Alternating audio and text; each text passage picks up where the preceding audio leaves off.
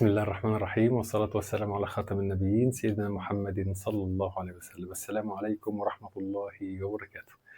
معادنا النهاردة مع فيديو جديد بعنوان يعني ايه بذور الطاقة. بذور الطاقة دي يا جماعة يعني ايه؟ يعني مجموعة متنوعة من البذور بنخلطها على بعض ونديها للطيور فتقوم تزود الطاقة.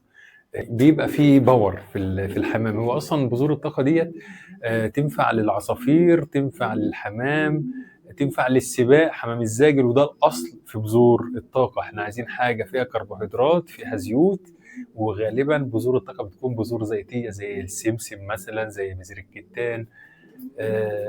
طبعا مش عايز اقول لكم، انا لما جيت ابحث شويه عن بذور الطاقه اوريكم حاجه.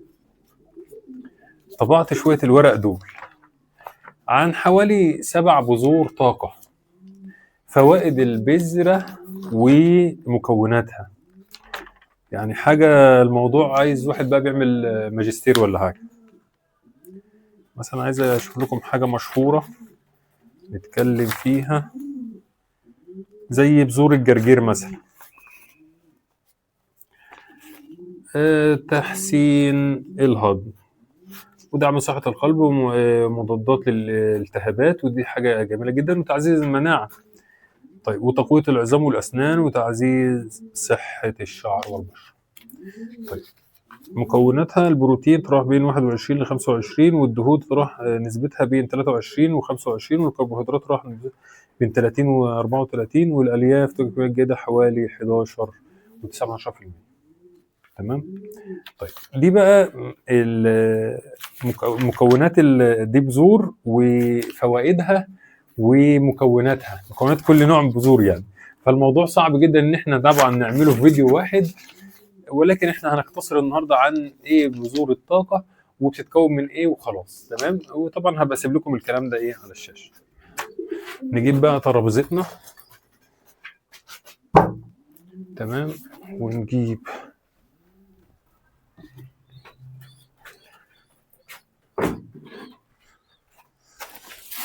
بسم الله الرحمن الرحيم. ده بذور برسيم، انا لسه واخدهم من واحد من شويه.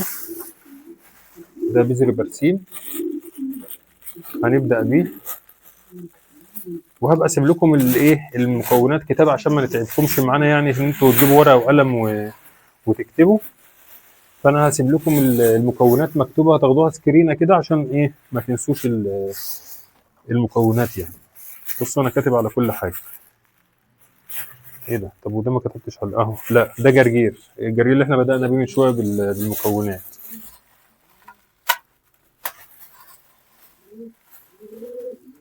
انا جايب يا جماعه من كل نوع 50 جرام، كل نوع بذور 50 جرام. ريحته جميله قوي الجرجير. 50 جرام ما عدا البلكم والفلارس والدنيبه، جايب منهم 100 جرام. ده فلارس اهوت 100 جرام.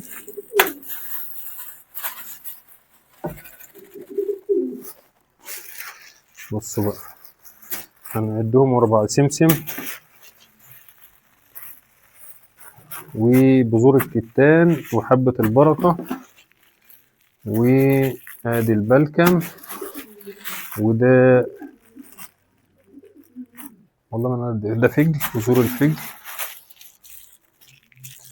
وده مكتوب عليه شيا، بذور الشيا، وده الحرمل، وده قطونة، بذر قطونة، وده رجلة، وده دنيبة، قنوة، حب الرشاد، وده الملوخية. وده طبعا كنت شاريه بقى عشان احطه على التحديق، ده ملح خشن.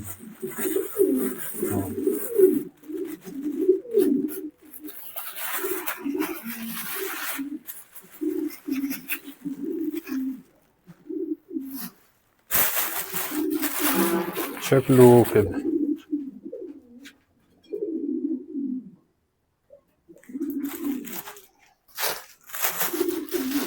طيب، يلا نقلب دول ونرجع له. الله المستعان. بذور الطاقة دي بقى يا جماعة احنا بنحطها للحمام خصوصا الزاجل. هي تنفع لكل حاجه، تنفع للحمام وتنفع للعصافير، ولكن هي في الاصل للحامي الزاجل عشان السباقات، له باور عالي قوي في الانطلاق، وان هو يحرق من الغذاء، ما يحرقش من جسمه. طبعا احنا هنكمل بقى الموضوع في موضوع بذور الطاقه ده، هنكمله ان شاء الله بقى زي نظام دراسه كده عن كل بقى نوع وفوائده والمكونات بتاعته، ولكن هو الموضوع كده هيطول مننا قوي، فانا قلت بس اعمل لكم فيديو سريع عن بذور الطاقه، واحنا نحطها للحمام دلوقتي حالا مع بعض.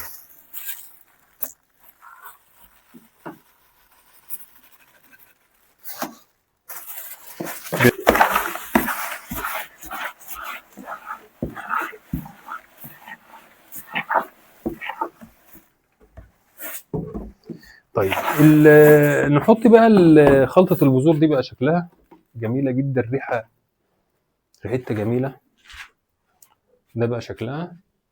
طبعا هسيب لكم المكونات، بس في ناس بتحط بلكم، انا بحط في ناس قصدي بتحط، في ناس بتحط قرطم، في ناس بتحط على خلطة البذور قرطم، بس انا بحط قرطم على الكلفة، فمش هحطه بقى على الايه يعني، حتى لو دي الكلفة بتاعتنا هتلاقوا فيها القرطم، فانا مش هحط قرطم في الكلفة وقرطم في على البذور.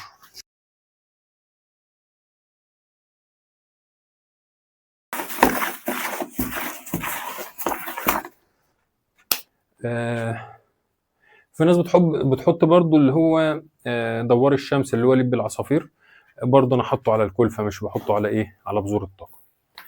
طيب انا بقى بنحط بذور الطاقة على ايه؟ انا جربتها في كل حاجة، وافضل حاجة نحط عليها بذور الطاقة هي التحديد. ليه؟ عشان هي المفروض اصلا ما نحطهاش للحمام باستمرار، انا كنت بحطها على الكلفة بس كده، انت كل يوم يعتبر ان الكمية قليلة، بس كل يوم الحمام بياكل بذور. البذور ديت زيتية وفيها طاقة عالية، فاحنا يعني هي تنفع للحمام الزاجل، لكن ده احنا بنعمله كده للحمام التقايل، حاجة زي من نوع من انواع التنوع في مصادر الغذاء، يعني كل ما ننوع في الغذاء كل ما الحمام يستفيد اكتر، بس مش يبقى باستمرار ان انا احط له بذور من دي. تمام. الحمام اللاحم يحتاج حاجات زي كده، بس نحطها له على الايه، على التحديد، يعني زي مثلا كده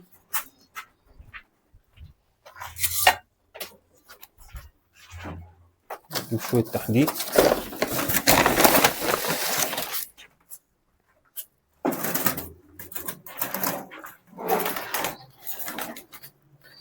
ونحط عليهم اهو تحديد، نحط عليهم شويه بذور. تمام.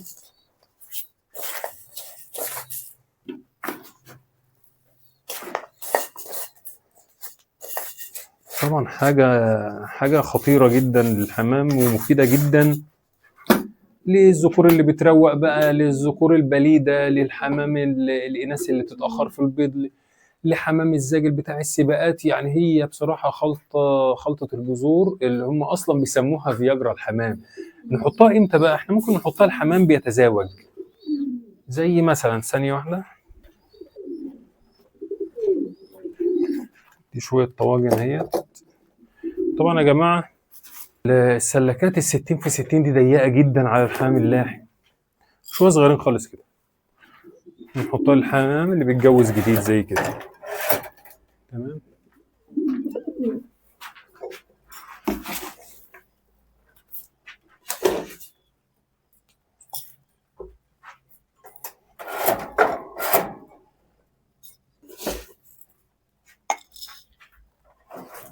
يعني حاجه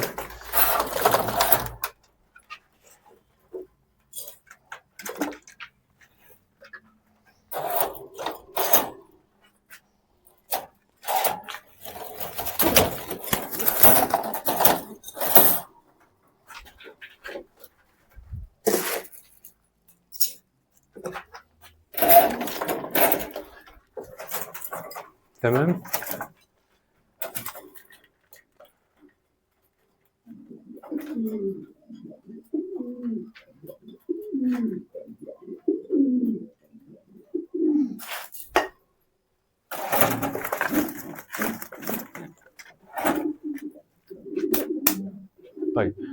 على طول الحمام بيحب البذور دي جدا، وكمان بيحب التحديق. بس احنا عايزين نحط الحاجات ديت في اوقات معينه، ما تبقاش باستمرار قدام الحمام. يعني مثلا انا زمان كنت بحطها على الكلفه، بذور الطاقه كنت بحطها على الكلفه، دلوقتي بقيت بحطها على التحديق. وده انا شايفه من وجهه نظري الشخصيه طبعا، ان هو افضل حاجه لبذور الطاقه نحطها الحامي اللاحم او الحامي التقايل. يعني ماليش دعوه طبعا بتوع الزجل يا جماعه، بتوع الزجل دول لهم وضع معين لوحدهم، فانا بتكلم عن الحامي التقيل زي الرومي واللاحم والتكس والحاجات دي.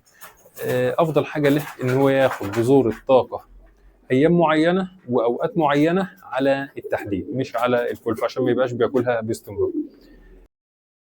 بتاعنا خلص، شكرا والسلام عليكم ورحمه الله وبركاته.